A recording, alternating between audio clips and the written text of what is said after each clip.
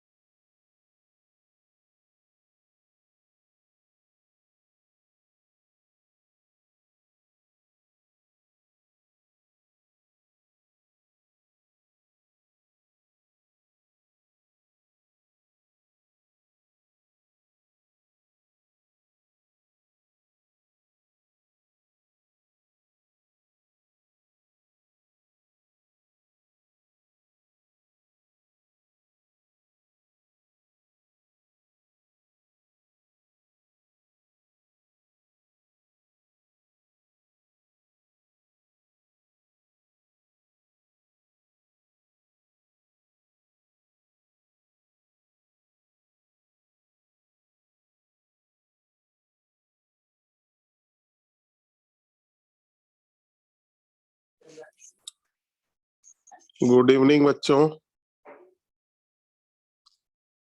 Hello, आवाज आ रही? Good evening sir.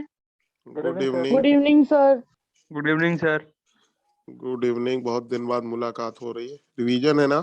SRV है ना? Yes sir. Yes sir. क्या पढ़ाना है? Chemical kinetics. Yes sir. Yes sir. तो पहले आपको क्वेश्चन की शीट जरा शेयर कर दें।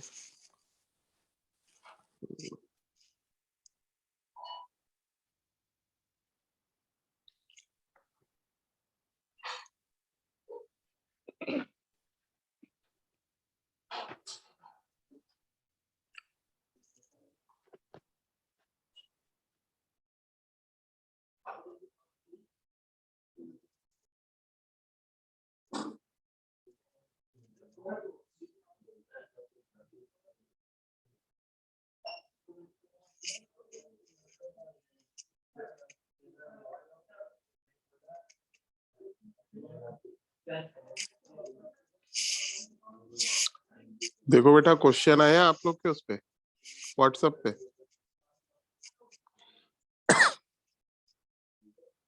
Yes sir. आ गया? चलिए, अभी टेस्ट था क्या आप लोगों का? Hello, yes sir. कितने बजे तक टेस्ट था? Sir, 4 Sir, o'clock. तो अभी बहुत कम लोगों ने ज्वाइन किया, 16 ही लोगों ने ज्वाइन किया। कितने लोगों बैच में टोटल कितने लोग हो इस बैच में? आवाज आ रही? हाँ सर, हम लोग टोटल 40 लोग हैं, लेकिन क्लास सिर्फ 22 ही लोग करते हैं। अरे बाप रे, आधे लोग क्लास ही नहीं करते। पिछली बार जब हमने छोड़ा था तब तो 30-32 लोग कर रहे थे, तो मतलब 20 आ गए, मतलब मैक्सिमम मान ले यही है। हाँ सर, अब इससे ज्यादा भी हो सकता है, नहीं तो यही रहेगी। चलो, सबसे ज्यादा मिश्रा सर की क्लास में आते हैं लोग। कितने हो जाते हैं उसमें? 32, 33, 35 तक। मिश्रा जी फिजिक्स वाले? यस। ठीक।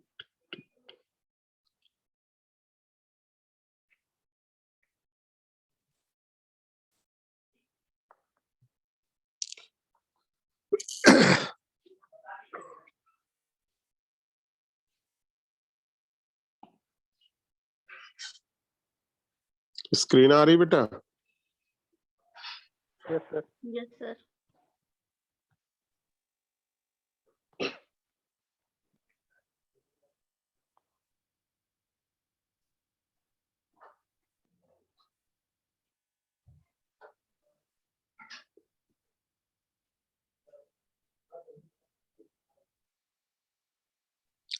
देखो बेटा, केमिकल काइनेटिक्स पूरी बेटा थ्योरी लिखी, सब लिखा हुआ है, हम लोग रिवाइज करेंगे, बाद में आपको ये ट्रांसफर कर देंगे, ठीक है? Yes sir. Yes sir. देखो बेटा, केमिकल काइनेटिक्स, हम लोग केमिकल काइनेटिक्स में बेटा मेनली क्या पढ़ते हैं? Rate of reaction. देखो बेटा, अगर हमें ये डिसाइड करना है कि रिएक्शन स्पॉन्टेनियस है या नॉन स्पॉन्टेनियस, यानी बेटा फिजिबिलिटी अगर जानना है तो हमें थर्मोडायनामिक्स में जाना पड़ता है, जहां से हमें क्या पता चलता है कि डेल्टा जी अगर लेस देन 0 है तो स्पॉन्टेनियस, ग्रेटर देन 0 है तो नॉन स्पॉन्टेनियस, इक्वल टू 0 है तो स्पॉन्टेनियस, सॉरी इक्विलिब्रियम। इक्विलिब्रियम का दूसरा मतलब जानते हो क्या होता है? Neither spontaneous in forward direction nor in backward direction. ठीक है बेटा? Yes sir. यानी आर एफ इक्वल टू क्या होता है? आरबी। और अगर बेटा आपको ये पता करना है कि एक गिवन सेट ऑफ कंडीशन पर रिएक्शन कितनी कंप्लीट होगी, कितने परसेंट कंप्लीट होगी, कितना रिएक्टेंट प्रोडक्ट में कन्वर्ट होगी, यानी एक्सटेंट ऑफ रिएक्शन पता करना है, तो आपको बेटा केमिकल इक्विलिब्रियम में जाना पड़ता है।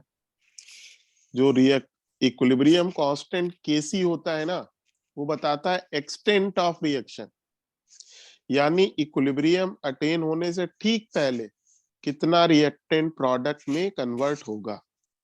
ये कौन बताता है? Chemical equilibrium. अब अगर आपको पता करना है रिएक्शन के रेट के बारे में, तो रेट जानने के लिए आपको कहाँ आना पड़ेगा? केमिकल काइनेटिक्स में। तो मेनली बेटा केमिकल काइनेटिक्स में हम लोग रेट ऑफ रिएक्शन पढ़ते हैं, क्या क्या फैक्टर्स हैं जिन पर रेट ऑफ रिएक्शन डिपेंड करता है, और बेटा मैकेनिज्म पर बेस्ड प्रॉब्लम। सबसे पहले बेटा हम लोग आते हैं रेट। देखो, रेट एक जनरल टर्म है। आपके सामने बेटा कोई चेंज हुआ, उसमें कुछ टाइम लगेगा, अगर आप चेंज को टाइम से डिवाइड कर दोगे तो उसे क्या कहते हैं? Rate. Change of anything per unit time, इसको हम लोग क्या बोलते हैं? Rate. Change of anything per unit time is known as rate. ठीक है ना? जैसे बेटा आप एक बुक पढ़ रहे हो, उसके 120 पेजेस आपने पढ़ डाले, 60 मिनट का टाइम लगा, तो बोलो आपके पढ़ने का रेट पर मिनट में क्या है? 2 पेज पर मिनट। क्लियर? Yes, sir. तो पक्की बात है वो फिजिक्स केमिस्ट्री बायो की किताब तो नहीं होगी। होगी? नो बोलो। सर। No, sir. 1 मिनट में 2 पेज तो नहीं पढ़ा जाएगा। वो नहीं, पहले टाइम पे कॉमिक्स आती थी, 2 वर्ड ऊपर लिखा रहता था, 2 वर्ड नीचे लिखा रहता था, केवल Yes. डायग्राम रहता था, तो वही सब किताबें पढ़ी जा सकती है। खैर, what is rate? Change of anything per unit time is known as rate. तो चेंज को बेटा जब टाइम से डिवाइड कर देते हैं तो रेट। फिजिक्स में इसी रेट को आप स्पीड कहते हो या वेलोसिटी कहते हो। फिर देखो बेटा, केमिकल रिएक्शन में क्या चेंज होता है? कंसंट्रेशन। कंसंट्रेशन का मतलब बेटा मोल पर लीटर, जिसको हम लोग बेटा बोलते हैं मोलैरिटी। यहाँ पर हम मोलैरिटी को एक नया नाम देंगे, एक्टिव मास। तो मोलैरिटी और एक्टिव मास में क्या अंतर है? मोलैरिटी में बेटा जो लीटर होता है वो सॉल्यूशन का वॉल्यूम होता है, और एक्टिव मास में जो लीटर होता है वो वेसल का वॉल्यूम होता है। बाकी चीजें सेम है। जैसे जैसे मान लीजिए बेटा 85 ग्राम अमोनिया 5 लीटर के वेसल में है, बताओ बेटा एक्टिव मास कितना होगा? 85 ग्राम अमोनिया 5 लीटर के वेसल में, एक्टिव मास बताइए। तो पहले बेटा मोल निकालो, अमोनिया के मोल कितने हुए? 5. 5। 5 मोल बेटा कितने लीटर में है? 5। 5 एक लीटर में कितना हुआ? 1। तो 1. एक्टिव मास कितना हुआ? 1 मोल पर लीटर। ठीक है बेटा। तो देखो बेटा, केमिकल रिएक्शन में क्या चेंज होता है? कंसंट्रेशन। कंसंट्रेशन का मतलब काइनेटिक्स में या केमिकल इक्विलिब्रियम में एक्टिव मास होता है। यूनिट बेटा क्या होती है? मोल पर लीटर। और अगर फिजिकल स्टेट बेटा गैस है तो कंसंट्रेशन का मतलब बेटा पार्शियल प्रेशर होता है, may be in ATM, may be in millimetre. ATM बेटा इक्विवेलेंट होता है मोल पर लीटर के। तो देखो बेटा, what is rate? Change in anything per unit time. तो केमिकल रिएक्शन में बेटा एनीथिंग, एनीथिंग की जगह क्या आ जाएगा? कंसंट्रेशन। केमिकल रिएक्शन में क्या चेंज होता है? कंसंट्रेशन। तो रेट ऑफ रिएक्शन की डेफिनेशन क्या होगी बेटा? Change of concentration per unit time is known as rate of reaction. ठीक है, change of concentration per unit time is known as rate of reaction. Clear? तो देखो बेटा, रेट ऑफ रिएक्शन का फॉर्मूला क्या बनेगा? चेंज ऑफ कंसंट्रेशन न्यूमरेटर में divide by time. Unit क्या होगी? कंसंट्रेशन की unit mole per litre, time को टाइम रखा, यूनिट क्या आ जाएगी? मोल पर लीटर पर टाइम, या mole litre inverse time inverse. कोई दिक्कत बेटा इस पेज पर? No, sir. फिर देखो बेटा, ये आपके रेट ऑफ रिएक्शन की यूनिट है। ये बेटा जब फिजिकल स्टेट गैस है। अब ध्यान देने वाली बात क्या है? रेट ऑफ रिएक्शन की यूनिट बेटा ऑर्डर पे डिपेंड नहीं करती।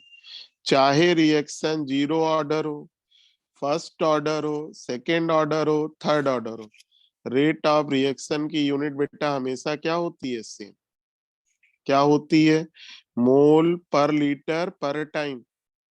फिर देखो बेटा, हमें मालूम है जैसे जैसे केमिकल रिएक्शन प्रोसीड करती है, रिएक्टेंट का amount with respect to time बेटा डिक्रीज करता है, प्रोडक्ट का amount with respect to time increase करता है। ये ठीक बेटा उसी तरीके से है, आप मार्केट शॉपिंग करने जा रहे हैं, ठीक है?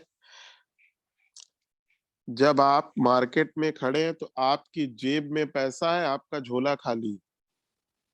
जैसे जैसे शॉपिंग करोगे आपकी जेब का वजन हल्का होता जाएगा, झोले का वजन बढ़ता जाएगा। ठीक है ना? तो जैसे जैसे रिएक्शन प्रोसीड करेगी, रिएक्टेंट का अमाउंट डिक्रीज करेगा, प्रोडक्ट का अमाउंट इंक्रीज करेगा। ठीक बेटा? अब इसको ग्राफ से समझें। और आप सबको बेटा लॉ ऑफ मास एक्शन मालूम है। Rate of chemical reaction is directly proportional to active mass of reactant. लेकिन ध्यान रखना, लॉ ऑफ मास एक्शन एक आइडियल अप्रोच है, जिसमें ये माना जाता है कि जो भी रिएक्टेंट रिएक्शन में पार्टिसिपेट करता है, रेट ऑफ रिएक्शन उस पर डिपेंड करता है। जैसे मैं इस वक्त पढ़ा रहा हूं, आप पढ़ रहे हैं तो हमारी आइडियल अप्रोच क्या होगी? अगर आप हमसे कनेक्टेड हो तो हम पढ़ा रहे हैं, आप पढ़ रहे हो, या फिर आप घर में बैठ के पढ़ रहे हो, पेरेंट्स आपको देख रहे हो, तो उनकी आइडियल अप्रोच क्या होगी? आप बेटा पढ़ रहे हो। पढ़ रहे हो या नहीं पढ़ रहे हो ये आपको मालूम है। ठीक है ना बेटा? Yes sir. Yes sir. पढ़ रहे हो ना? हाँ सर। Yes sir. ठीक ठीक ठीक।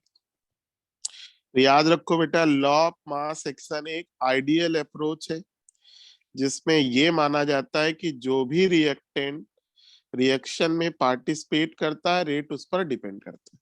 अब देखो बेटा, ये रिएक्शन है ए टू बी। ए रिएक्टेंट है, बी प्रोडक्ट है। तो बेटा विथ रिस्पेक्ट टू टाइम ए क्या होगा? डिक्रीज। बी क्या होगा? इंक्रीज। तो देखो बेटा, ए का active mass versus time graph draw किया, तो पक्की बात है ग्राफ बता रहा है विथ रिस्पेक्ट टू टाइम ए का अमाउंट डिक्रीज कर रहा है। और लॉ ऑफ मास एक्शन बेटा क्या कहेगा? आर एफ डायरेक्टली प्रोपोर्शनल किसके होगा? ए के। तो चूंकि फॉरवर्ड का रेट ए पे डिपेंड करेगा, ए विथ रिस्पेक्ट टू टाइम घट रहा है, तो रेट भी बेटा विथ रिस्पेक्ट टू टाइम घटेगा। ये कोई बेटा एक्चुअल ग्राफ नहीं है हम सिर्फ ये बता रहे हैं कि with respect to time reactant घटता है, और चूंकि रेट एक्टिव मास पे डिपेंड कर रहा है, वो भी घट रहा है। अलग अलग रिएक्शन के लिए अलग अलग ग्राफ होता है। ठीक? आप भाई मार्केट से कोई चीज परचेज कर रहे हो, सस्ती चीज खरीदोगे तो जेब कम हल्की होगी, महंगी चीज खरीदोगे जेब तेजी से हल्की हो जाएगी। अलग अलग के लिए अलग अलग। फिर बेटा product with respect to time, बेटा बी का अमाउंट क्या होगा? बढ़ेगा। बैकवर्ड का रेट किस पे डिपेंड करेगा बेटा? एक्टिव मास ऑफ बी पर। B with respect to time बढ़ रहा, तो रेट भी क्या होगा? बढ़ेगा। तो देखो बेटा, फॉरवर्ड का रेट घट रहा है, बैकवर्ड का रेट बढ़ रहा है, तो हम लोग घटने को क्या बोलते हैं? निगेटिव। बढ़ने को क्या बोलते हैं? पॉजिटिव। ठीक है बेटा? लेकिन Yes, sir. जो सबसे इंपॉर्टेंट बात, रेट ऑफ रिएक्शन चाहे बेटा फॉरवर्ड के रिस्पेक्ट में हो या बैकवर्ड के रिस्पेक्ट में, हमेशा उसकी न्यूमेरिकल वैल्यू सेम होती है। Magnitude magnitude of rate of reaction is always same and positive. ठीक है ना? Rate of reaction is always same and positive, चाहे रिएक्टेंट के टर्म्स में हो या प्रोडक्ट के टर्म्स में। देखो, अगर आप रिप्रेजेंटेशन कर रहे हो, तो रिप्रेजेंटेशन के टर्म्स में फॉरवर्ड का रेट निगेटिव होगा, बैकवर्ड का रेट ऑफ रिएक्शन पॉजिटिव होगा। लेकिन जब न्यूमेरिकल वैल्यू की बात करोगे, तो चाहे बेटा रिएक्टेंट से निकालो या प्रोडक्ट से, दोनों की न्यूमेरिकल वैल्यू सेम होती है और हमेशा पॉजिटिव होती है। देख, ठीक है बेटा? Yes sir. अब देखिए, instantaneous rate and average rate. ठीक है भाई? देखो बेटा, आजकल जितनी भी बाइक आती है या कार आती है, सब में स्पीड नापने के लिए क्या लगा होता है? स्पीडोमीटर लगा होता है। बोलो भाई। हाँ सर। सपोज करिए आप कार में बैठे हुए हैं, चला रहे या नहीं चला रहे डजंट मैटर, आपने स्पीडोमीटर पे नजर डाली, स्पीडोमीटर स्पीड दिखा रही है 60 किलोमीटर पर आवर। तो पक्की बात है बेटा आपको स्पीडोमीटर से रीडिंग लेने में हार्डली सेकंड का टाइम लगा होगा, ठीक है ना। और स्पीडोमीटर बेटा जो रीडिंग आपको बता रही है उस वक्त कार उस स्पीड से चल रही होगी और उसको बेटा पढ़ने में आपको बहुत कम टाइम लगा होगा।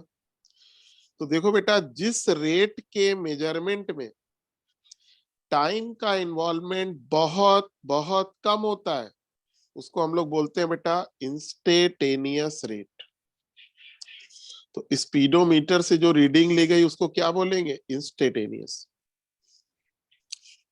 तो बेटा instantaneous rate is defined as rate in which involvement of time is very small। तो बेटा जिस रेट के मेजरमेंट में टाइम का इन्वॉल्वमेंट बहुत बहुत कम होता है, ना के बराबर सेकेंडों में होता है, उसे हम लोग कहते हैं इंस्टेंटेनियस रेट। हिंदी में बोलते हैं तत्कालिक वेग।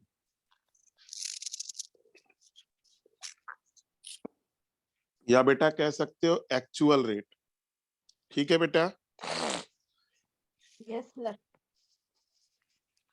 यहाँ पर बेटा डी का मतलब है वेरी स्मॉल।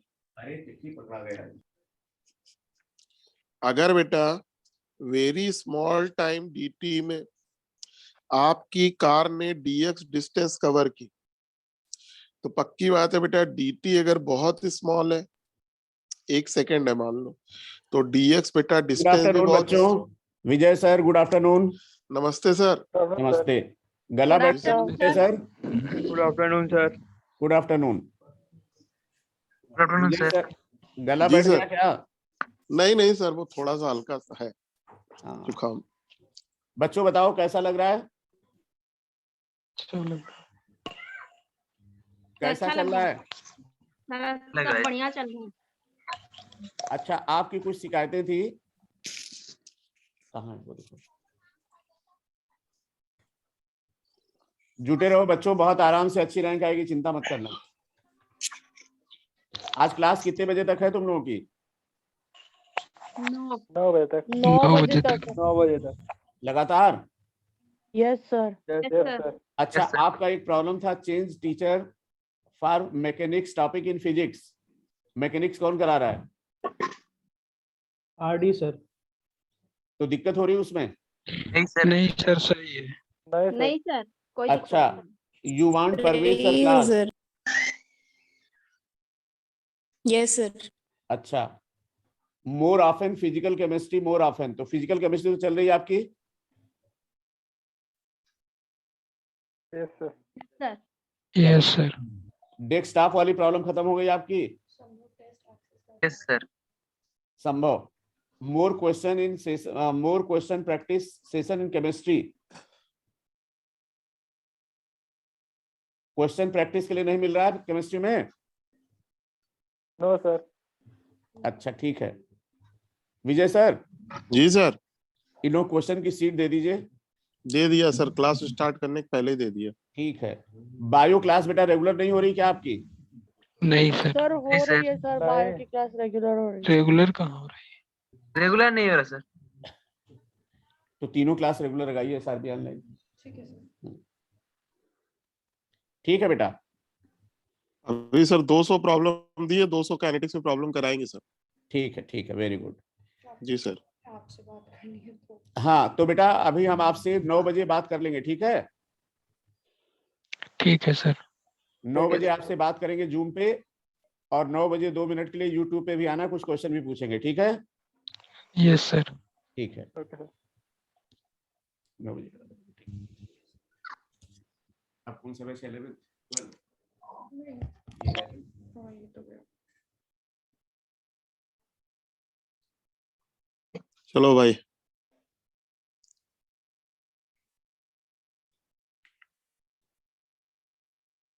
स्क्रीन आ रही भाई?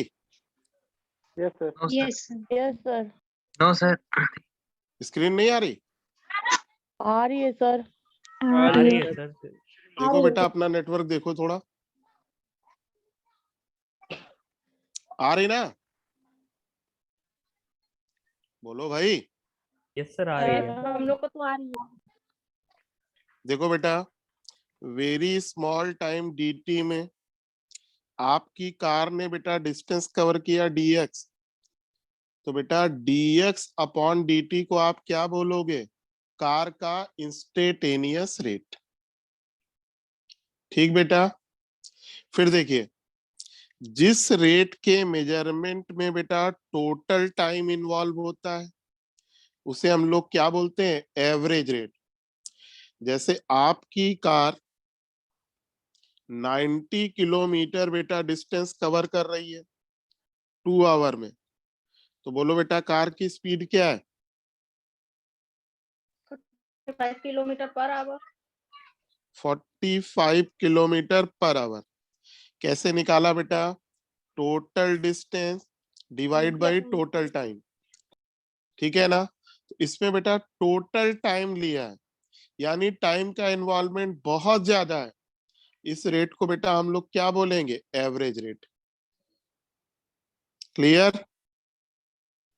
Yes sir. Yes sir. Yes sir. तो बस एक पॉइंट का अंतर है बेटा, जिस रेट के मेजरमेंट में टाइम का इन्वॉल्वमेंट बहुत बहुत कम होता है, सेकेंडों में होता है, उसे कहते हैं इंस्टेंटेनियस रेट। हिंदी में बोलते हैं तत्कालिक वेग। ठीक है ना? हिंदी में क्या बोलेंगे? तत्कालिक वेग, यानी एक्चुअल रेट, जिस रेट से गाड़ी चल रही है उस पर। और जब बेटा टाइम का इन्वॉल्वमेंट बहुत ज्यादा होता है, यानी टोटल टाइम लेते हैं, उसे क्या बोलते हैं? Average rate. टोटल को बेटा डेल्टा से रिप्रेजेंट करते हैं। अगर टोटल टाइम डेल्टा टी में डिस्टेंस आपकी कार ने कवर की डेल्टा एक्स, तो एवरेज रेट बेटा क्या होगा? Total distance divide by total time. और अगर बेटा एक ये मैथमेटिकल अप्रोच है, एवरेज रेट को अगर इंस्टेंटेनियस में कन्वर्ट करना है तो क्या करें? एवरेज और इंस्टेंटेनियस में बेटा किसका अंतर है? टाइम के ड्यूरेशन का। तो अगर आप टाइम के ड्यूरेशन को मिनिमाइज कर दो, एवरेज रेट में जो टाइम बहुत ज्यादा लगा उसको आप मिनिमाइज कर दो, यानी जीरो की ओर ले जाओ, तो delta T tending to zero, तो उसको बोलेंगे बेटा डी टी। अगर टाइम बहुत कम होगा तो डेल्टा एक्स भी बहुत कम होगा, उसको बोलेंगे D X. D X upon D T क्या कहलाएगा? Instantaneous rate. कोई दिक्कत बेटा? No sir. नो। तो बस एक ये मैथमेटिकल कंडीशन याद रखना, एवरेज रेट को इंस्टेंटेनियस में कन्वर्ट करना है तो क्या करेंगे? टाइम के इन्वॉल्वमेंट को बहुत कम कर देंगे, delta T tending to zero, तो delta X tending to zero, D X upon D T क्या कहलाएगा? Rate of reaction. कौन सा? इंस्टेंटेनियस।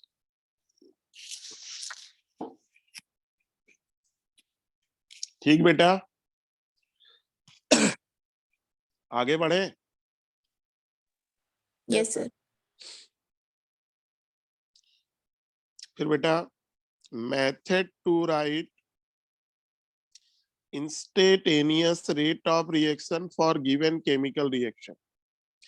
एक केमिकल रिएक्शन दी है, उसके लिए हमें इंस्टेंटेनियस रेट ऑफ रिएक्शन लिखना है। जैसे देखो बेटा, ए टू बी, मोल कॉन्सेप्ट बेटा क्या कहता है? ए की स्टाइकियोमेट्री 1 है, बी की 1 है, यानी अगर बेटा ए का 1 मोल खर्च होगा तो बी का 1 मोल प्रोड्यूस होगा।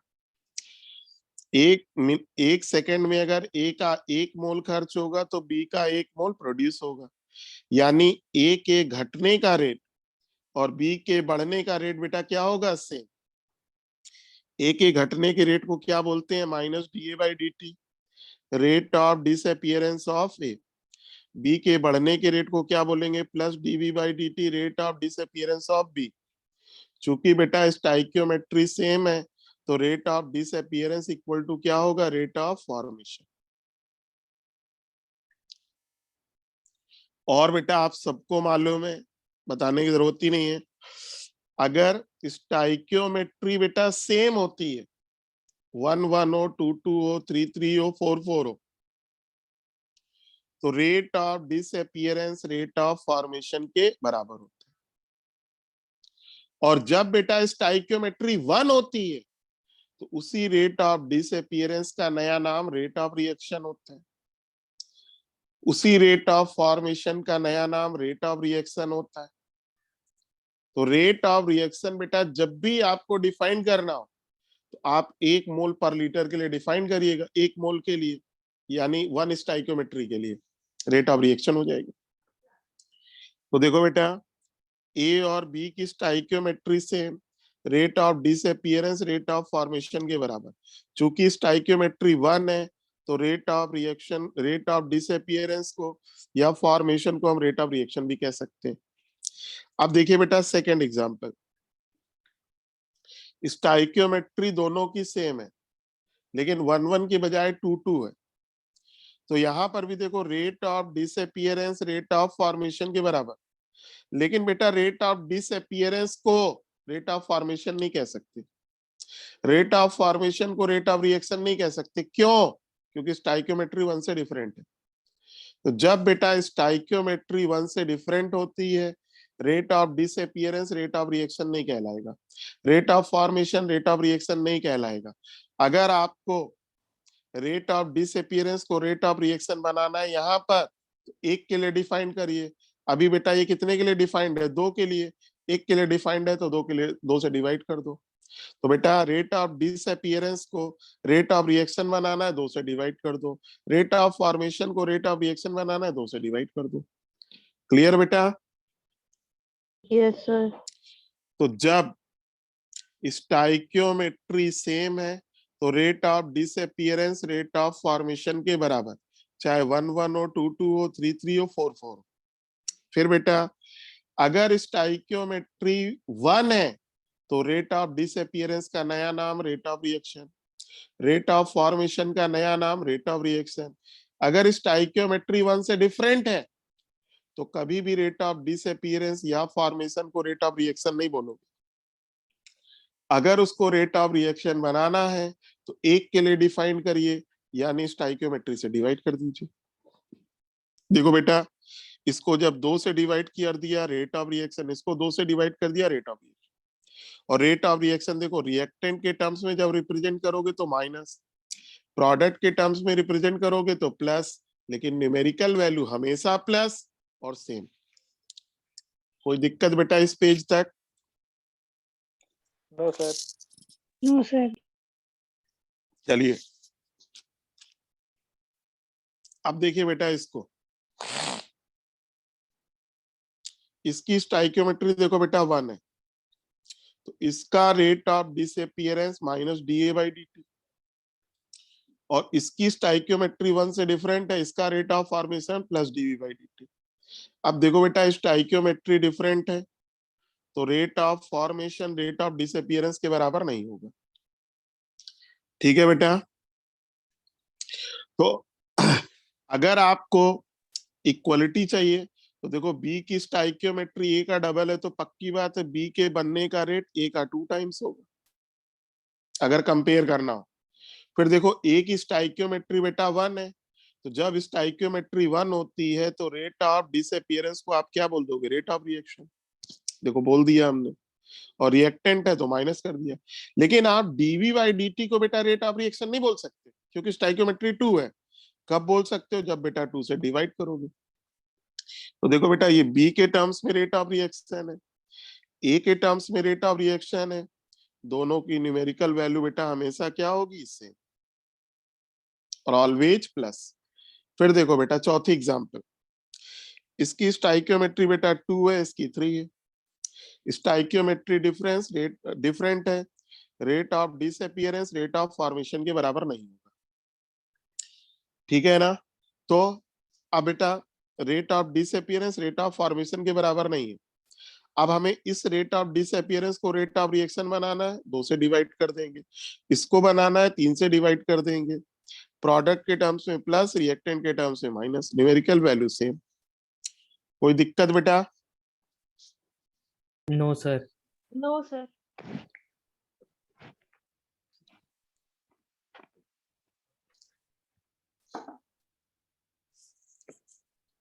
घर में पढ़ाने का बहुत फायदा होता है। बोलो हम लोग को क्या फायदा होता है घर में हाँ पढ़ाने सर, का? शाम की चाय मिल चाय जाती चाय है। सर, चाय मिल जाता। एकदम बहुत सर, सही आपको पकड़ा, शाम की चाय मिल जाती है। एकदम सही पकड़ा बेटा। वही काम कर रहे थे, थोड़ा शांति इसलिए हो गए थे। घर वाले भी सोचते हैं हाँ भाई काम हम कर रहे हैं, अदरवाइज बाहर जाओ तो सोचते हैं घूमने गए थे। चलिए अब देखो बेटा, हमने 4 एग्जाम्पल ली, इसी पर बेस्ड ये रिजल्ट है। एग्जाम्पल 1 एंड 2 देखो। 1 एंड 2 स्टाइकियोमेट्री बेटा सेम है, इसलिए rate of disappearance rate of formation के बराबर।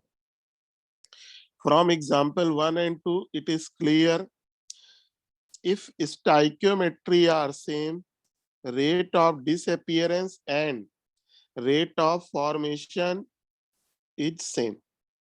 और एग्जाम्पल 1 क्या कह रही है? अगर स्टाइकियोमेट्री बेटा 1 है तो रेट ऑफ डिसअपियरेंस का नया नाम rate of reaction, rate of formation का नया नाम rate of reaction. For example second, third and fourth देखो, सेकेंड में भी स्टाइकियोमेट्री 1 नहीं है, थर्ड में नहीं है, फोर्थ में नहीं है। जब स्टाइकियोमेट्री बेटा 1 से डिफरेंट है तो rate of disappearance rate of formation के बराबर नहीं होगा। ऐसे केस में बेटा अगर रेट ऑफ डिसअपियरेंस को, रेट ऑफ फॉर्मेशन को, रेट ऑफ रिएक्शन बनाना है तो क्या करेंगे? बोलो बेटा। स्टाइकियोमेट्रिक कोएफिशिएंट से divide. Clear? Yes sir. Yes sir. अब देखो बेटा, ये एक जनरल रिएक्शन लिखी है।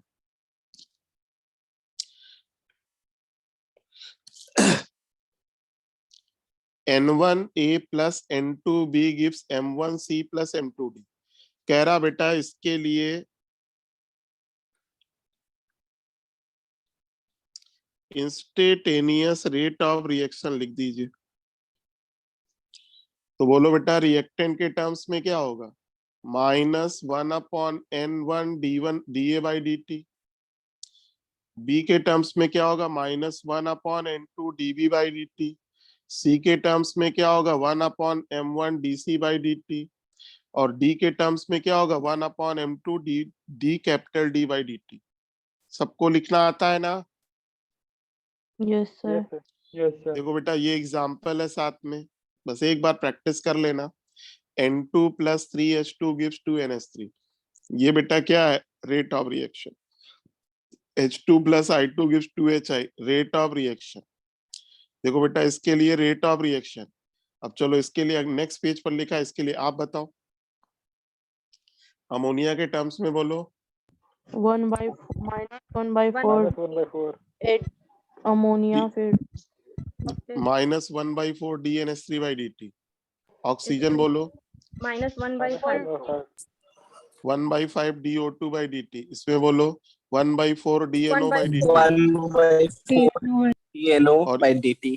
और ये बेटा क्या होगा? Plus 1/6 DH2। अब देखो सबसे इंपॉर्टेंट बात जहां बेटा आप गलती करते हो, अमोनिया की स्टाइकियोमेट्री बेटा कितनी है? 4। NO की स्टाइकियोमेट्री कितनी है? 4। स्टाइकियोमेट्री बेटा सेम है। अमोनिया का rate of disappearance, nitric oxide का रेट ऑफ फॉर्मेशन दोनों बेटा सेम होगा। लेकिन कब? जब यूनिट बेटा स्टैंडर्ड हो, यानी कंसंट्रेशन किसमें हो? मोल पर लीटर में। अगर बेटा ग्राम में होगा तो इक्वल नहीं होगा। तो ये जो हम कह रहे हैं ना कि इसका रेट ऑफ डिसअपियरेंस इसके रेट ऑफ फॉर्मेशन के बराबर, ठीक है ना? या जैसे यहाँ पर SO2 का रेट ऑफ डिसअपियरेंस SO3 के रेट ऑफ फॉर्मेशन के बराबर। ऐसा कब? जब आपने अमाउंट बेटा किसमें लिया हो, मोल में। ग्राम में लोगे तो बेटा बराबर नहीं होगा। क्लियर? Yes, sir. तो जब भी बेटा रेट ऑफ डिसअपियरेंस या फॉर्मेशन का क्वेश्चन हो, क्वेश्चन को 2 बार पढ़ना, पेन चलाने के पहले किस पे अटेंशन पे करना, यूनिट पर। अगर जो रिएक्टेंट या प्रोडक्ट जिसका अमाउंट दिया है, अमाउंट अगर मोल में दिया है कंपेयर कर लीजिए, और अगर ग्राम में दिया है तो पहले मोल में कन्वर्ट करिए फिर कंपेयर करिए। क्लियर? बोलो। Yes, sir. Yes, sir. Yes, sir. लिख लोगे ना? लिखा नहीं है अगले पेज पे। अब देखो ये 2N2O5 give 4NO2 plus O2। बताओ बेटा ये किस ऑर्डर की रिएक्शन है? Decomposition of N2O5 is example of first order reaction. First order. तो देखो ये बेटा रेट ऑफ रिएक्शन का फार्मूला लिखा हुआ है। मेरे ख्याल से सबको लिखना आता होगा भाई, कोई दिक्कत किसी को? No, sir. No, sir. लेकिन ध्यान रखना, कंपैरिजन करने के पहले क्या देखोगे? यूनिट। एबो कंपैरिजन। एबो कंपैरिजन मतलब ये जो रिलेशन लिखे आपने, या जो अभी तक आपने यहां से लेके यहां तक पढ़ा, वो तभी बेटा ट्रू है जब कंसंट्रेशन की यूनिट स्टैंडर्ड हो मोल पर लीटर। लीटर नहीं लिखा है कोई दिक्कत नहीं, मोल लिखा होना चाहिए। ग्राम है नहीं चलेगा, ग्राम है बिल्कुल कंपैरिजन नहीं कर सकते। पहले ग्राम को मॉलिक्यूलर वेट से डिवाइड करके मोल में कन्वर्ट कर लेना। तो मोल पर लीटर से ग्राम पर लीटर में जाना है, मॉलिक्यूलर वेट से क्या करना बेटा? मल्टीप्लाई। और डिवाइड नहीं बेटा, मल्टीप्लाई। देखो इधर ये एरो इधर बना है, और अगर ग्राम से मोल में आना है तो डिवाइड। एरो की डायरेक्शन भी देखो बेटा।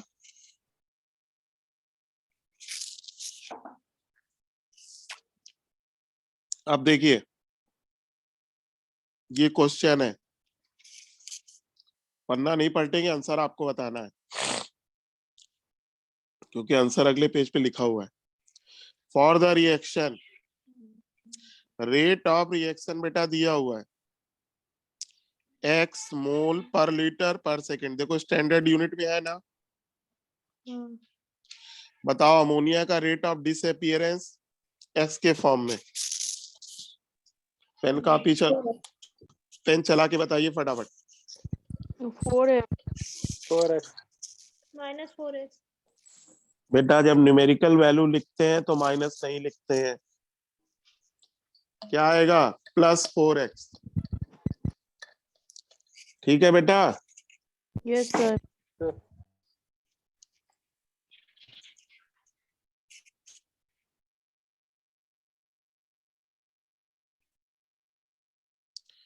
देखो बेटा, आपको अमोनिया का डाटा मैंने पूछा, आप तुरंत क्या लिखोगे? -1/4 DNH3/dt। कितना दिया है? x। आपको क्या निकालना है? -DNH3/dt। तो बेटा 4 का उधर गुणा कर दिया, 4x हो गया। बोलो बेटा -DO2/dt क्या होगा? 5x DNO/dt क्या होगा बेटा? 4x। DH2O/dt क्या होगा? 6x। तो इसको एक जनरल फार्मूला बना ले। रेट ऑफ डिसअपियरेंस या rate of formation n times किसके होता है? रेट ऑफ रिएक्शन के। यहाँ n बेटा क्या है? Stoichiometric coefficient. बोलो बेटा, कह सकते हैं? Yes sir. Yes, sir. देखो ये आंसर लिखा हुआ है, तो बेटा देखो उसी को फार्मूला बना दिया।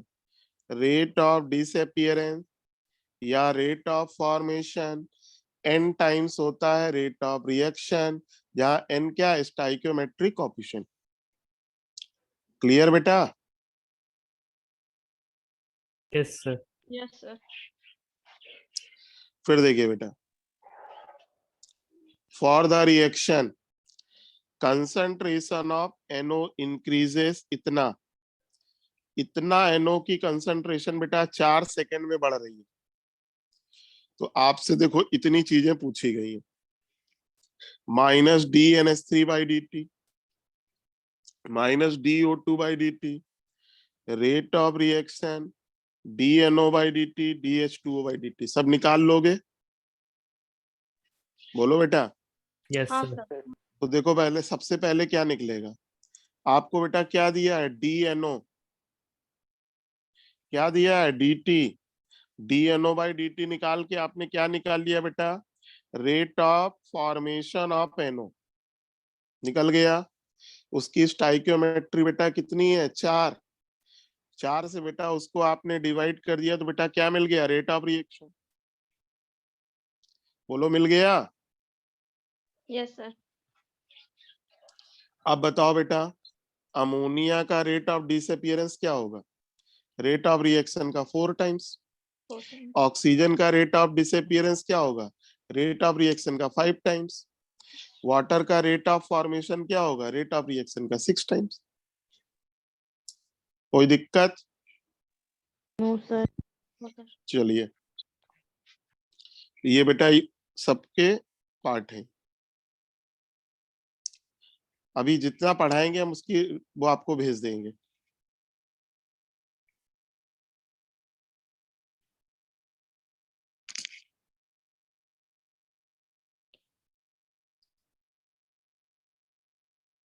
पेन कॉपी लिए हो ना? Yes sir. पक्का? पक्का सर। चलो इस क्वेश्चन को करो। क्वेश्चन नंबर 9, बहुत सोच के।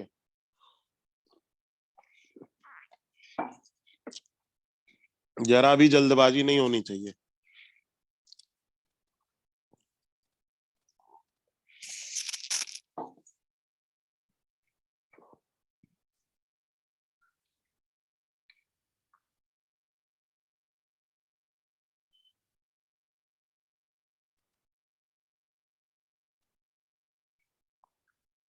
आया भाई?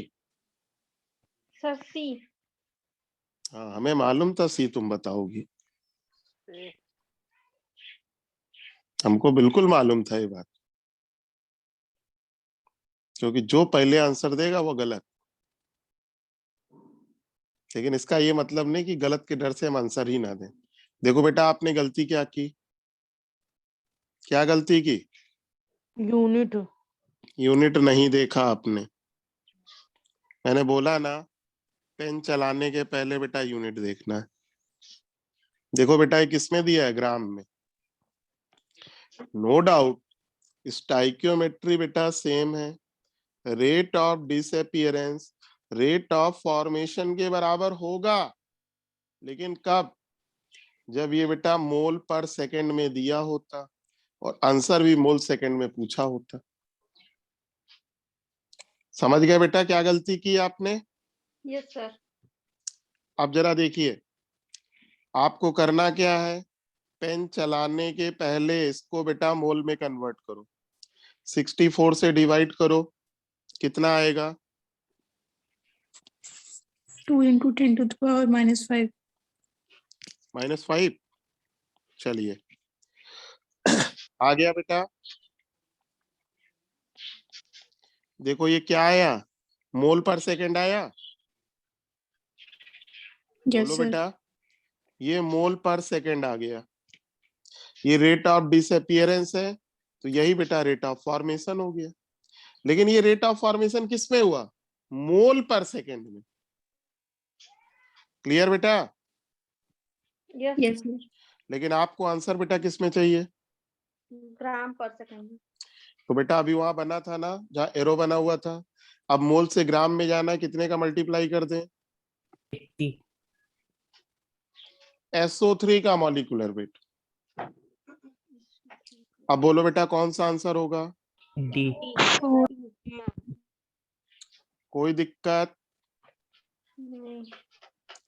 बोलो। No sir. तो चलो एक क्वेश्चन का आंसर और पूछ लें। Yes, sir.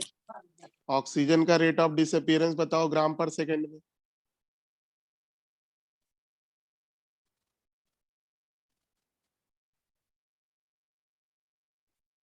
ऑक्सीजन का रेट ऑफ डिसअपीयरेंस ग्राम पर सेकंड में।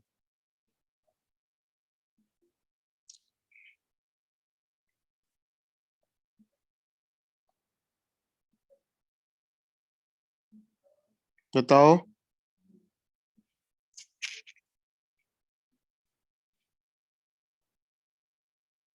कितना आ रहा भाई?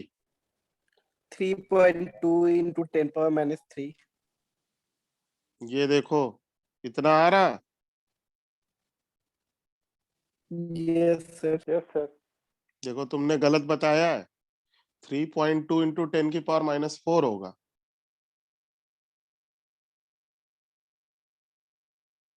Hello. Yes, sir. Yes, sir. तो बताओ भैया, ऐसी गलती करोगे तो इसमें केमिस्ट्री वाले की कहाँ से गलती होगी? फिर कहोगे यार केमिस्ट्री में नंबर नहीं आया। हकीकत ये है कि मैथमेटिक्स के कारण नंबर नहीं आया। यही हाल फिजिक्स में होता है। फिजिक्स तो आती है लेकिन कैलकुलेशन नहीं आती है। और बायो में नंबर इसलिए आया था कोई सर मैंने कैलकुलेशन। ग्राम पर सेकंड में बताया। बेटा ग्राम पर सेकंड में ही 3.2 इंटू 10 की पावर -4 आएगा।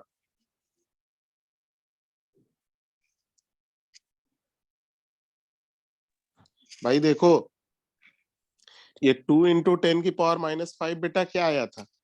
रेट ऑफ डिसअपीयरेंस आया था। बोलो। Yes sir. इसको 2 से डिवाइड कर दो, रेट ऑफ रिएक्शन हो गया। तो rate of yes sir. Reaction 1 into 10 की पावर -5 हो गया। अब ऑक्सीजन का रेट ऑफ डिसअपीयरेंस बोलो यही होगा। स्टोइकियोमेट्री 1 है। और फिर इसको बेटा ग्राम में जाना है तो 32 का गुणा करोगे। आ गया समझ में? यस नहीं आया? सर। तो बेटा कैलकुलेशन थोड़ा इंप्रूव करो, सब कुछ आ जाएगा। देखो बेटा वही क्वेश्चन है, ये डिटेल में डिस्कस है। ये देखो बेटा इंस्टेंटेनियस रेट ऑफ रिएक्शन है ये। आपको देखो -DSO2/T ग्राम पर सेकंड में दिया था, मोल में कन्वर्ट कर दिया। जब मोल में कन्वर्ट कर दिया तो वही रेट ऑफ फॉर्मेशन हो गया। लेकिन बेटा आपको आंसर ग्राम में चाहिए, 80 से गुणा कर दिया, ये आपका आंसर आ गया। 160 इंटू 10 की पावर -5, 1.6 इंटू 10 की पावर -3। ठीक। अब हमने बेटा ऑक्सीजन के लिए पूछ लिया था, तो -DO2/dt -1/2 DSO2/dt ये है। देखो ये आया मोल में, 32 से गुणा करोगे ग्राम में आ जाएगा। ठीक है। तो आप 3.2 बोल रहे थे इसलिए गलत था वो। समझ में आ गया भाई? यस सर, आ गया। तो आगे से ध्यान रखोगे यूनिट का। पेन चलाने के पहले क्या देखोगे? यूनिट। यूनिट। चलिए जरा 1-2 क्वेश्चन के और आंसर बता दीजिए फटाफट। क्वेश्चन नंबर 4 बताइए। आपको रिएक्शन दी है 2A + B gives A2B. The reactant A will disappear at। तो देखो बेटा A की स्टाइकियोमेट्री B का क्या है? डबल है।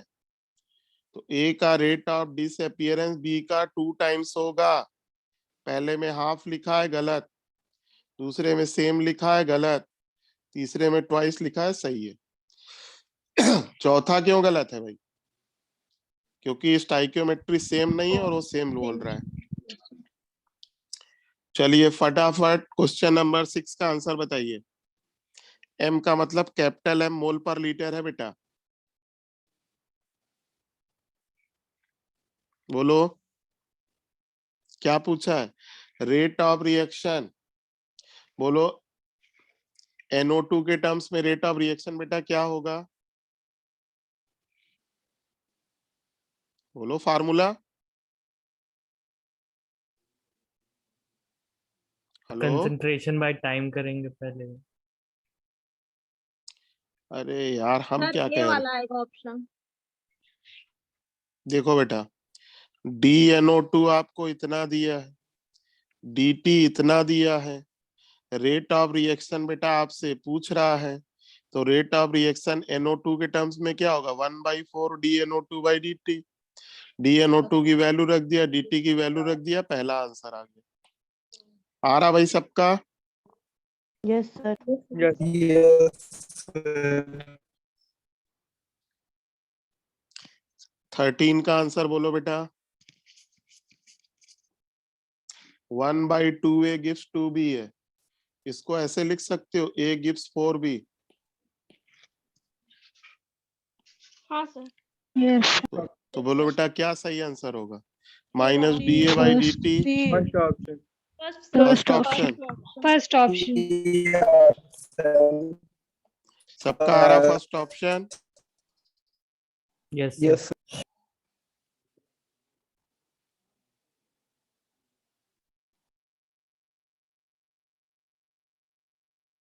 ये बेटा नंबर नोट कर लो, इस पर बेस्ड ये वाली प्रॉब्लम आप सॉल्व कर लेना। 167,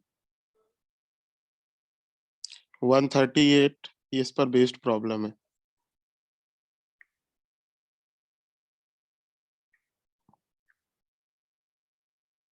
अब आइए बेटा इस तरीके की प्रॉब्लम करना।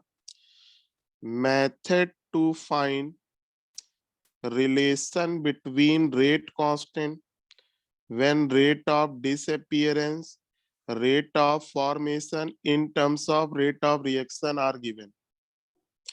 आपको बेटा देखो क्वेश्चन के थ्रू बता रहे हैं इसको।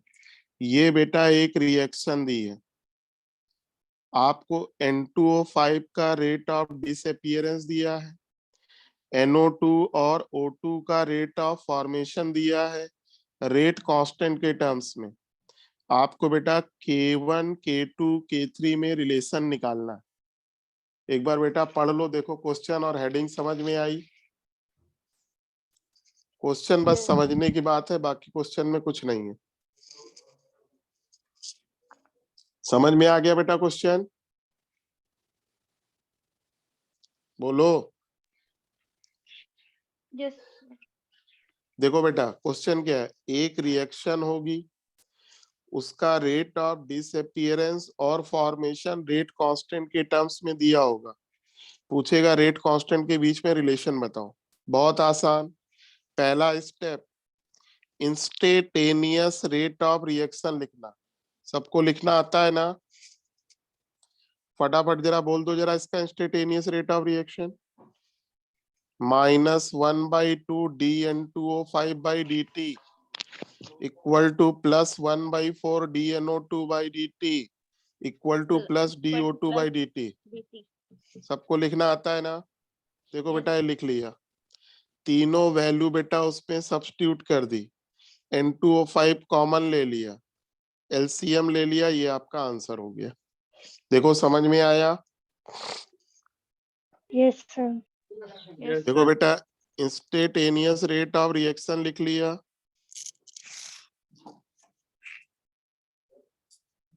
ठीक, तीनों वैल्यू बेटा रख दी, कॉमन ले लिया, LCM ले लिया।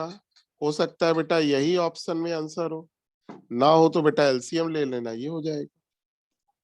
कोई दिक्कत? No, sir. देखो ये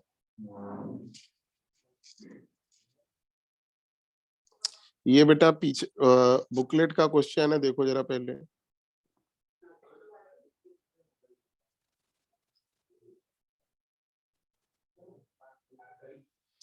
देखो बेटा वही क्वेश्चन ये है, 135 पढ़ो बेटा। फॉर ए रिएक्शन, देखो हैबर प्रोसेस है, अमोनिया का रेट ऑफ डिसअपियरेंस दिया है, नाइट्रोजन और हाइड्रोजन का रेट ऑफ फॉर्मेशन दिया है, K1, K2, K3 में रिलेशन पूछा है।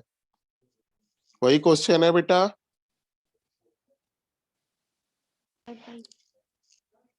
तो देखो सबसे पहले क्या करना पड़ेगा, बोलो।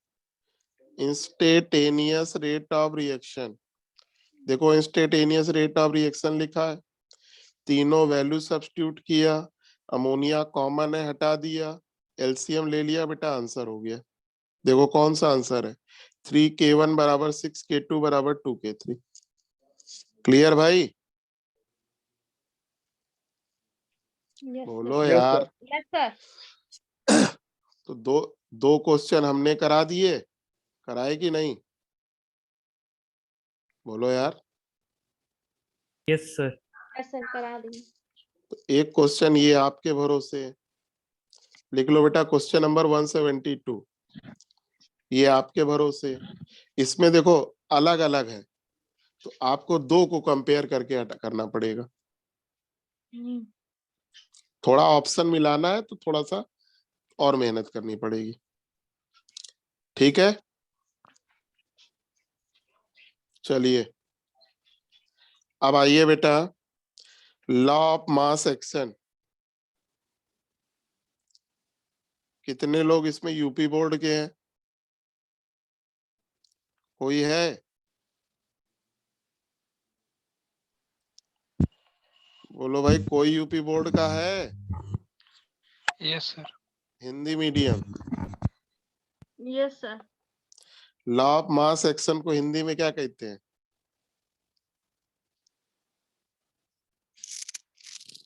क्या होगा इस देश का? हिंदी की ये हाल है, बताइए।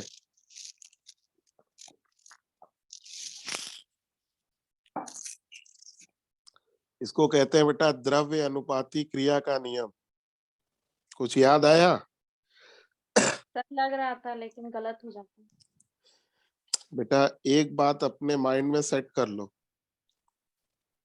कभी भी ये मत सोचा करो कि दूसरा क्या सोचेगा। आपके दिमाग में जो आ रहा उसको बोलना चाहिए बेहिचक। सामने वाला क्या समझेगा इससे कोई लेना देना नहीं है, ठीक है ना? अदरवाइज आप जिंदगी भर हेजिटेट करते रहोगे। देखो बेटा, गुलबर्ग एंड वॉगे ने इस लॉ को दिया था। अभी मैंने शुरू में भी बोला था, लॉ ऑफ मास एक्शन बेटा एक आइडियल अप्रोच है, थियोरेटिकल अप्रोच है, जिसमें ये माना जाता है कि जो भी रिएक्टेंट रिएक्शन में इन्वॉल्व है, रेट उस पर डिपेंड कर रहा है या नहीं कर रहा है, ये बेटा एक्सपेरिमेंट करने पे पता चलता है। तो जो रेट ऑफ रिएक्शन होता है ना बेटा, वो एक्सपेरिमेंटल वैल्यू होती है। बिना एक्सपेरिमेंट रिजल्ट के आप किसी रिएक्शन को देखकर उसका रेट लॉ नहीं लिख सकते, ठीक? अनलेस कि आप आइडियल ना माने उसे, आइडियल मान ले और लॉ ऑफ मास एक्शन लगा ले। लेकिन लॉ ऑफ मास एक्शन लगाने की लिमिटेशन है, अभी बताएंगे कहाँ लगाओगे कहाँ नहीं लगाओगे। तो बेटा इनका कहना है कि rate of chemical reaction is directly proportional to active mass of reactant. कौन सा एक्टिव मास? बचा हुआ। रेट बेटा हमेशा बचे हुए अमाउंट पे डिपेंड करता है। जैसे आप 1000 रुपीज लेके मार्केट गए, 400 रुपए में आपने एक सामान खरीदा, तो बोलो नेक्स्ट जो आप सामान खरीदोगे वो किस बात पे डिपेंड करेगा? बोलो कितने बच्चे हैं? कितने बचे हैं। तो कहीं पर भी बेटा काइनेटिक्स में कंसंट्रेशन ऑफ रिएक्टेंट लिखा है तो इसका मतलब बेटा वो रिमेनिंग की बात कर रहा है। जैसे आपसे कहा गया जीरो ऑर्डर के लिए कंसंट्रेशन वर्सेस टाइम ग्राफ खींचो, तो बेटा वो कह रहा रिमेनिंग कंसंट्रेशन वर्सेस टाइम की हम बात कर रहे हैं। तो कहीं पर भी जब तक इनिशियल ना बोला जाए, डिकम्पोज ना बोला जाए, कंसंट्रेशन का मतलब रिमेनिंग। समझ गए? अरे हाँ ना बोलने में भी दर्द हो रहा क्या? Yes sir. क्या यस सर दर्द हो रहा? नहीं समझ गया सर। तो बेटा rate of reaction is directly proportional to concentration of reactant. Concentration का मतलब एक्टिव मास का मतलब मोल पर लीटर। यानी बेटा higher is the concentration, higher will be rate of reaction. लेकिन मैंने क्या बोला बेटा, ये एक आइडियल अप्रोच है। जैसे भाई हम लोग क्या मानते हैं, जिसके पास ज्यादा पैसा है वो ज्यादा शॉपिंग कर सकता है। बोलो सही बात है कि नहीं? बोलो यार। Yes sir. Yes sir. लेकिन बेटा ये एक आइडियल अप्रोच है। अब तुम्हारी जेब में पैसे रखे हो और रात को 12 बजे आपको भूख लगे तो अब आप कहोगे जोमेटो से ऑर्डर कर देंगे। लेकिन समझ लो आप गांव में हो, कोई जोमेटो नहीं है, तब क्या करोगे? जैसे जो गांव में होता है 8 बजे अगर पैरासीटामोल की दवा की भी जरूरत पड़ जाए तो मिलती नहीं है गांव में। पता चला कस्बों में भी जो दुकानें होती है वो भी 6 बजे तक बंद हो जाती हैं। होती है कि नहीं? कुछ लोग कहेंगे हम तो गांव गए नहीं। सर कर्फ्यू लगा बंद हो जाता है। तो वही कह रहे ना, देखो एक जनरल अप्रोच क्या है कि भाई जितना पैसा ज्यादा होगा उतनी चीजें हम खरीद सकते हैं। तो बेटा लॉ ऑफ मास एक्शन एक आइडियल अप्रोच है जिसपे ये माना जाता है कि जो भी रिएक्टेंट रिएक्शन में पार्टिसिपेट कर रहा, रेट उस पर डिपेंड करता है। कर रहा या नहीं कर रहा वो तो बेटा एक्सपेरिमेंट करने पे पता चलेगा। तो rate of chemical reaction is directly proportional to active mass of reactant. Higher is the active mass, higher will be rate of reaction. फिर बेटा कंसंट्रेशन का मतलब, एक्टिव मास का मतलब मोल per litre, that is mass of substance divide by molar mass of substance. और यहाँ पर volume बेटा वेसल का वॉल्यूम होता है।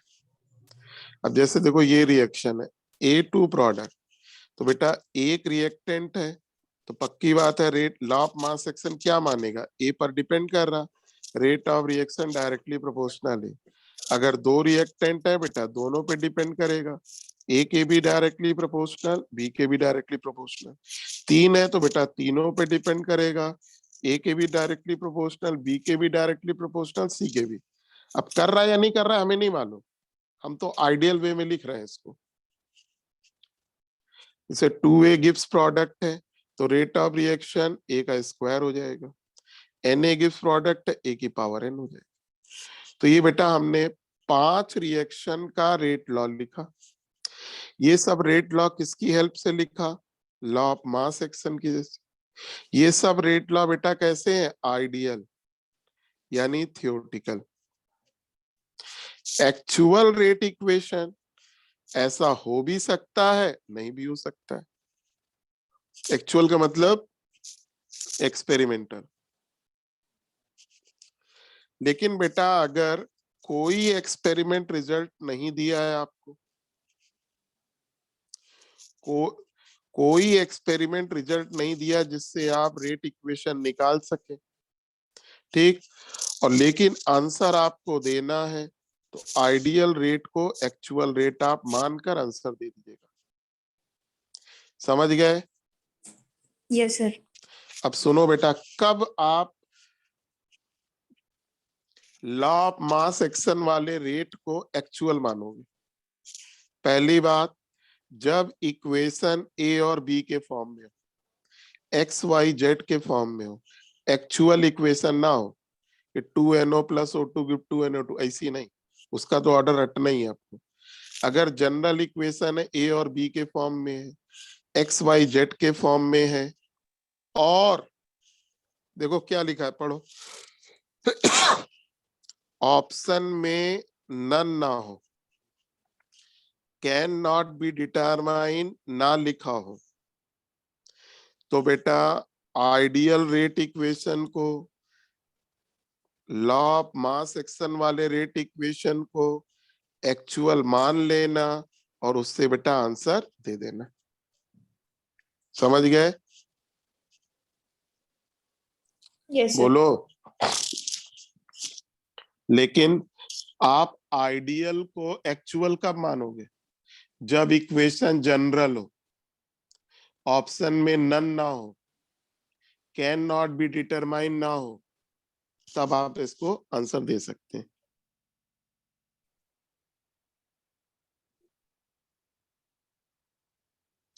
बताओ बेटा इसका क्या आंसर होगा? 101।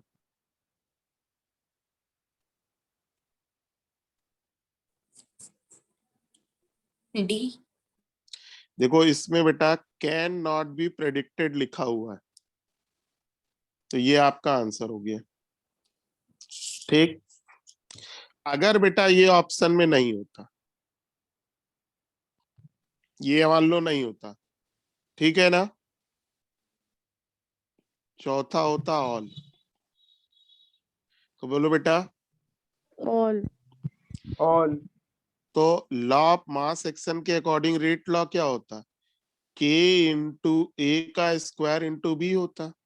तो ए के रिस्पेक्ट में ऑर्डर 2 हो जाता, बी के रिस्पेक्ट में ऑर्डर 1 हो जाता, ओवरऑल 3 हो जाता, आंसर 4 हो जाता। लेकिन कब? जब नन ना लिखा हो, कैन नॉट बी डिटरमाइन ना लिखा हो। यहां पर बेटा लिखा था, इसलिए ये आंसर हो गया। समझ गए भाई? Yes sir. Yes sir.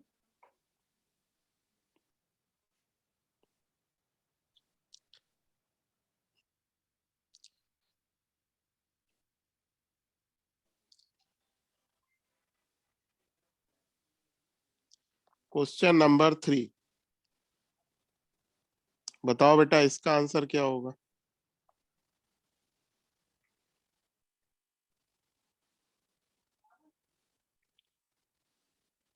For a reaction 2a plus B gives oil, B को फिक्स रखा, ए को डबल कर रहे हैं, कह रहा रेट कितने टाइम्स होगा? Second option. Second option second option. 4 times. Second option.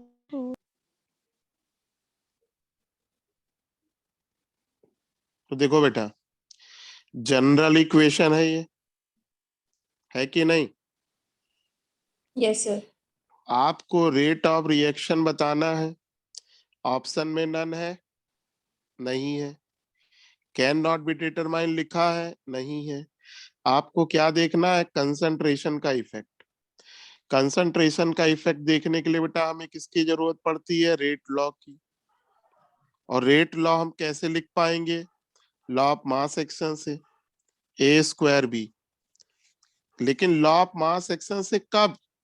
जब ऑप्शन में नन ना हो। नन नहीं है तो रेट लॉ हमने किससे लिख लिया? लॉ ऑफ मास एक्शन से। ए को बेटा डबल किया, 2a हो गया, बी को फिक्स रखा, 2 का स्क्वायर बेटा क्या होगा? 4, आंसर सेकंड हो गया। लेकिन ये सुविधा कब? बोलो बेटा। जब ऑप्शन में नन ना हो। इक्वेशन जनरल हो, ऑप्शन में नन या कैन नॉट बी डिटरमाइन ना लिखा हो। समझ गए? Yes sir. क्वेश्चन नंबर 7 देखो, यही प्रॉब्लम है। रिएक्शन है, ए को डबल कर रहे हैं, बी को आधा कर रहे हैं, नया रेट पूछ रहे हैं। बोलो ऑप्शन में नन है, no sir. Can not be determine नहीं लिखा है, लेकिन हमें आंसर देना है। किसकी हेल्प ले लें? लॉ ऑफ मास एक्शन की। बोलो बेटा आंसर। First option. क्या देवी जी क्या देख रही हैं? सी। Third option. ए को डबल कर रहे हैं, सी ऑप्शन। 4 टाइम्स हुआ, बी को आधा भी तो कर रहे हैं बेटा। Third option. ठीक है, फिर आइए बेटा रेट लॉ या रेट इक्वेशन। रेट लॉ क्या है बेटा? एक रिलेशन है। रेट लॉ एक रिलेशन है किसके बीच में?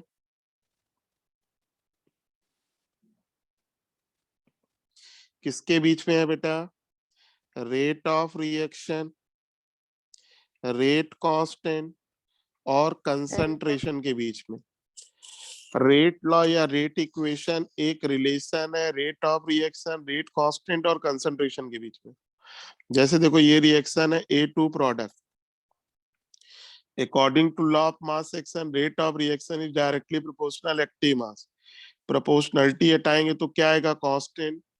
कांस्टेंट को हम लोग क्या बोलते हैं? रेट कांस्टेंट या वेलोसिटी कांस्टेंट। और इस इक्वेशन को हम लोग क्या बोलेंगे? Rate law. तो what is rate law? Relation between rate of reaction, rate constant and active मास।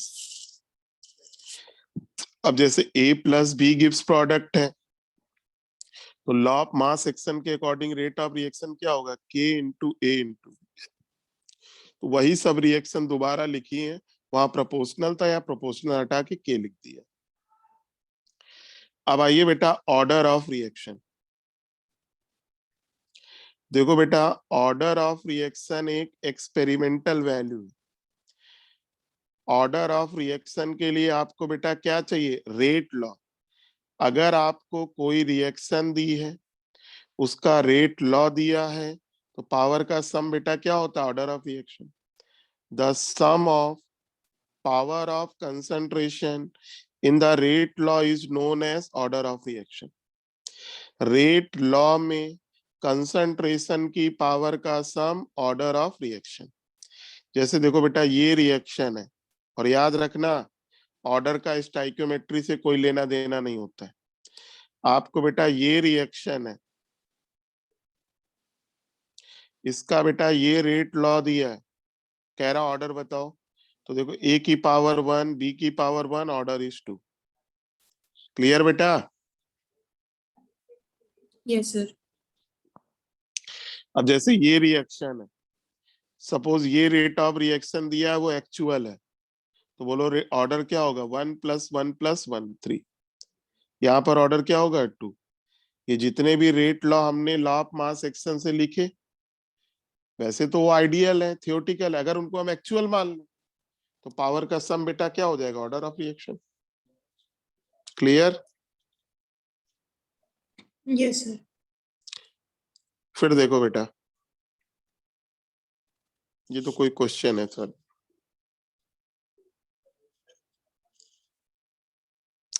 फिर देखिए, condition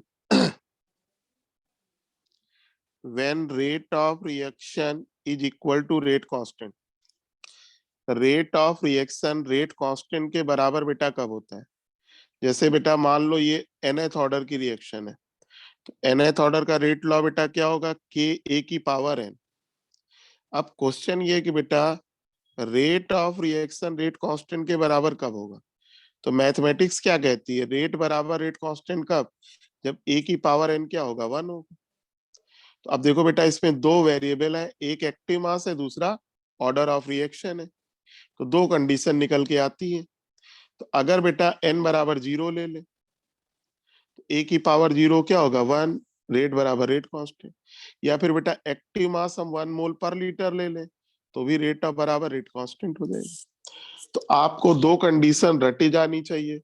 rate of reaction rate constant के बराबर होता है दो केस में, either order of reaction is 0 और active mass is 1 mole per litre. और बेटा जब एक्टिव मास 1 मोल पर लीटर होता है, तो रेट का नया नाम स्पेसिफिक रेट होता है, रेट कांस्टेंट का नया नाम स्पेसिफिक रेट कांस्टेंट होता है। तो जब कंसंट्रेशन 1 मोल पर लीटर है, तो रेट कांस्टेंट का नया नाम specific rate constant, rate of reaction का नया नाम स्पेसिफिक रेट। क्लियर? बोलो। Yes, sir. आप बताओ, ये A + B + C रिएक्शन है, ये सब जो एक्चुअल रेट लॉ लिखा है, बताओ rate of reaction rate constant के बराबर कब होगा?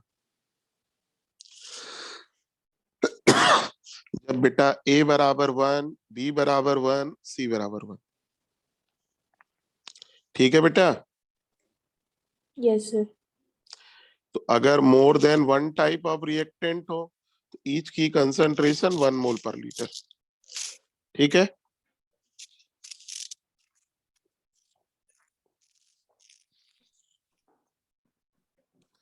फिर देखो बेटा, यूनिट ऑफ रेट कांस्टेंट, ये बेटा nth ऑर्डर का रेट लॉ है। तो nth ऑर्डर की हमको यूनिट निकालनी है, तो k का फॉर्मूला बनाया।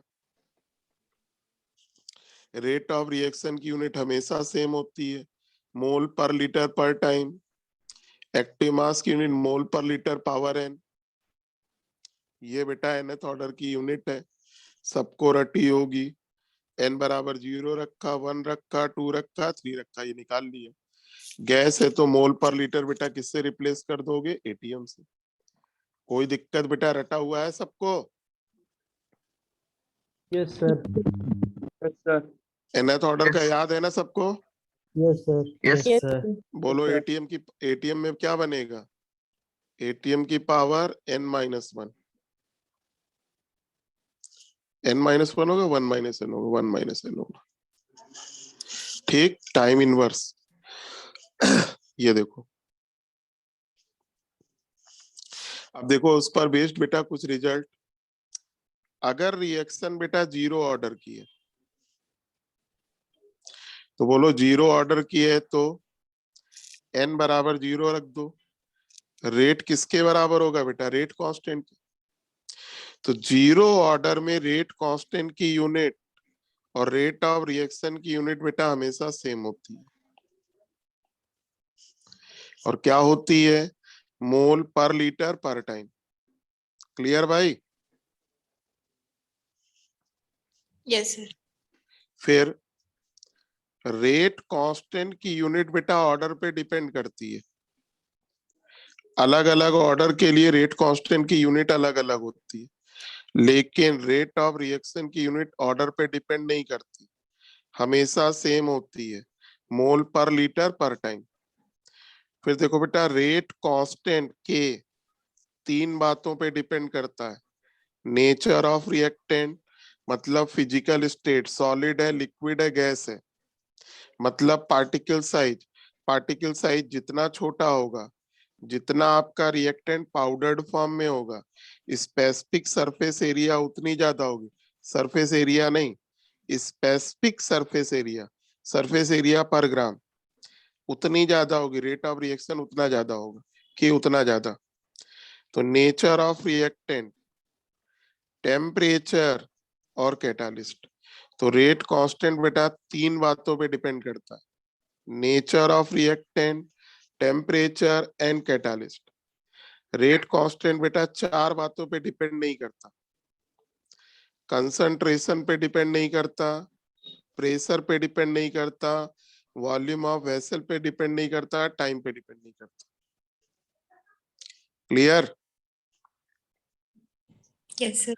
बेटा ये जो 4 फैक्टर हैं, ये बेटा रिलेटेड होते हैं कंसंट्रेशन से। क्योंकि 0 ऑर्डर का रेट लॉ क्या होता है? रेट इक्वल टू के। उसमें कंसंट्रेशन का टर्म होता नहीं है, केवल बेटा के होता है। तो रेट कांस्टेंट केवल बेटा के पर डिपेंड करता है। तो सॉरी, रेट कांस्टेंट बेटा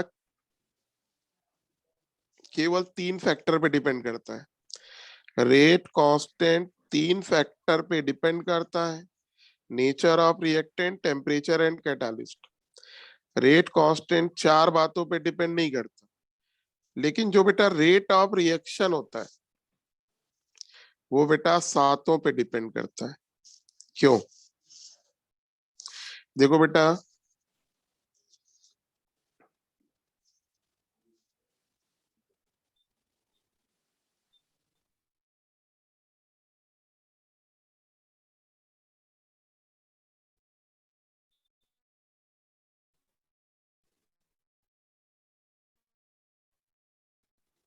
कितने हैं? 3।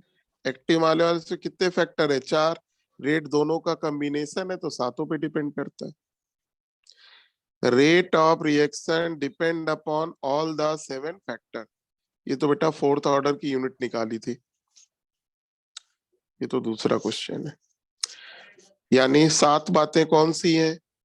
Nature of reactant, temperature, catalyst, concentration, pressure, volume और टाइम। पहले जो 3 फैक्टर है उस पर केवल के करता है, के इन तीनों पर करता है, इन चारों पे नहीं करता। जबकि रेट ऑफ रिएक्शन इन सातों पे डिपेंड करता है। लेकिन रिएक्शन बेटा अगर 0 ऑर्डर की है, देखो जैसे nth ऑर्डर की है, तो देखो रेट ऑफ रिएक्शन में रेट लॉ में देखो रेट कांस्टेंट भी है, कंसंट्रेशन भी है। रेट कांस्टेंट वाले 3 फैक्टर हैं, कंसंट्रेशन वाले 4 फैक्टर हैं, इसलिए रेट ऑफ रिएक्शन दोनों का कॉम्बिनेशन है, तो सातों पे डिपेंड करता है। और ये तो आप सबको मालूम होगा, pressure directly proportional active mass होता है, concentration inversely proportional active mass होता है, और active mass with respect to time हमेशा डिक्रीज करता है। अब देखो बेटा अगर 0 ऑर्डर है तो n बराबर 0 इसमें रखोगे तो रेट ऑफ रिएक्शन बेटा किसके बराबर होगा, रेट कांस्टेंट। एक्टिव मास वाला टर्म है नहीं, तो 0 ऑर्डर का रेट ऑफ रिएक्शन केवल उन्हीं फैक्टर पे डिपेंड करता है जिस पर K करता है, यानी नेचर ऑफ रिएक्टेंट, टेम्परेचर और कैटालिस्ट। तो कोई बोले 0 ऑर्डर की रिएक्शन किस पे डिपेंड नहीं करती, कंसंट्रेशन वाले फैक्टर पे। कंसंट्रेशन वाले फैक्टर कितने हैं, 4, टाइम, एक्टिव मास, प्रेशर और वॉल्यूम। तो देखो रेट वर्सेस टाइम खींचा गया, इंडिपेंडेंट है किसके, टाइम के, active mass, pressure, volume. Order क्या होगा, 0। तो देखो बेटा from above discussion it is clear, rate of reaction और रेट कांस्टेंट दो अलग चीजें, ये ध्यान रखिएगा, मिक्स मत करिएगा। रेट कांस्टेंट अलग चीज है, रेट ऑफ रिएक्शन अलग चीज है। अगर रेट कांस्टेंट चेंज होगा नेचर ऑफ रिएक्टेंट से, प्रेशर से, वॉल्यूम से, तो रेट ऑफ रिएक्शन सेम होगा, क्योंकि रेट ऑफ रिएक्शन 7 बातों पे डिपेंड करता है और ये 3 बातें उससे कॉमन है, तो पक्का चेंज होगा। लेकिन अगर रेट ऑफ रिएक्शन चेंज हो रहा तो रेट कांस्टेंट हो भी सकता है, नहीं भी हो सकता है।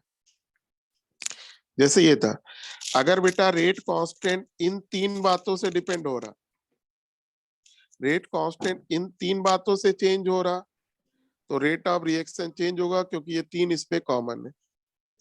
लेकिन अगर रेट ऑफ रिएक्शन इन चारों से चेंज हो रहा है, कंसंट्रेशन से, प्रेशर से, वॉल्यूम से और टाइम से, तो रेट कांस्टेंट चेंज नहीं होगा। तो इसीलिए लिखा हुआ है बेटा, रेट ऑफ रिएक्शन और रेट कांस्टेंट दो अलग चीजें हैं। अगर रेट कांस्टेंट चेंज होगा तो सर्टेन है रेट चेंज होगा, क्योंकि रेट कांस्टेंट वाले 3 साथ में कॉमन है। लेकिन अगर रेट ऑफ रिएक्शन चेंज हो रहा तो रेट कांस्टेंट चेंज हो भी सकता है, नहीं भी। अगर रेट ऑफ रिएक्शन पहले 3 फैक्टर से चेंज हो रहा है के वाले से, तो के भी चेंज होगा। लेकिन रेट ऑफ रिएक्शन लास्ट के 4 फैक्टर से चेंज हो रहा, कंसंट्रेशन, प्रेशर, वॉल्यूम और टाइम से, तो रेट कांस्टेंट बेटा चेंज नहीं होगा। क्लियर? बोलो बेटा। Yes yes sir. तो यहाँ पर आज क्लास खत्म की जाए। सर बोलो बेटा। सर 0 ऑर्डर का रेट बस 3 फैक्टर पे डिपेंड करता है ना? बिल्कुल, नेचर ऑफ रिएक्टेंट, टेम्परेचर और कैटालिस्ट। Okay sir. 0 ऑर्डर में रेट लॉ बेटा क्या होता है, रेट कांस्टेंट होता है। Yes sir, yes. तो केवल उन्हीं फैक्टर पे करेगा जिस पर के करता है, nature of Yes. Reactant, temperature और कैटालिस्ट। तो किस पे नहीं करेगा, जिस पर कंसंट्रेशन वाले फैक्टर है, खुद कंसंट्रेशन, प्रेशर, वॉल्यूम और टाइम। Yes, thank you. बाकी बेटा कल हम लोग यहाँ से कंटिन्यू करेंगे, ठीक है? सर नोट्स भेज दीजिएगा। अभी जितना आज पढ़ाया उतना अभी भेज रहा हूँ। Yes sir, thank you sir. ठीक बेटा, Thank you, sir. Thank you sir. Okay बेटा, ओके बेटा, thank you sir. Thank you.